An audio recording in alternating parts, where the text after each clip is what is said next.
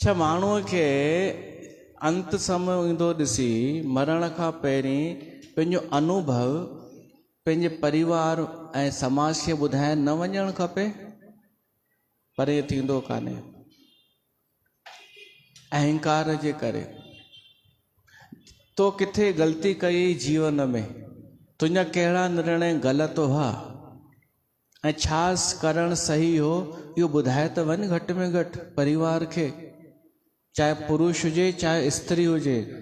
स्त्री अगरि जीवन भर ग़लति सत्संग में वही पोइ त पतो पइजी वेंदो आहे न, मरंदे वक़्तु सभु सच्चाई साम्हूं अची वेंदी आहे। तो जीवन भर ग़लति पंथ में हुई है, ग़लति सत्संग में हुई है, तो मरंदे वक़्तु ॿुधाए त वञ घर में कि मां ग़लती कई आहे, तव्हां न कजो। पर न, छो न ॿुधाईंदी? चवंदी अहंकार, पोइ वरी मुंहिंजी सॼी वैल्यू घटि थी वेंदी।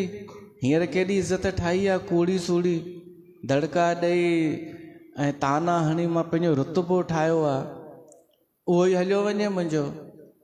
त पाण त ग़लती कई ॿियनि खे बि धकेले वेंदी आहे। ऐं पोइ पाखंड परंपरा ठही वेंदो आहे कि अम्मा वेंदी हुई हिन दरबार में, अम्मा हिते वेंदी हुई न, त हाणे असांखे हिते ई वञिणो आहे, जबकि उहा ग़लति हुई ऐं उनखे बि ख़बर बि हुई, पर उहो ॿुधाए कोन वई।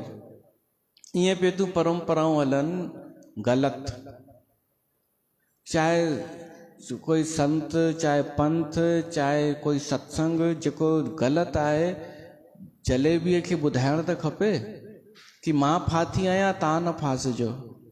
इहो हर कंहिंसां थींदो आहे, पर ॿुधाए कोई बि न वेंदो आहे।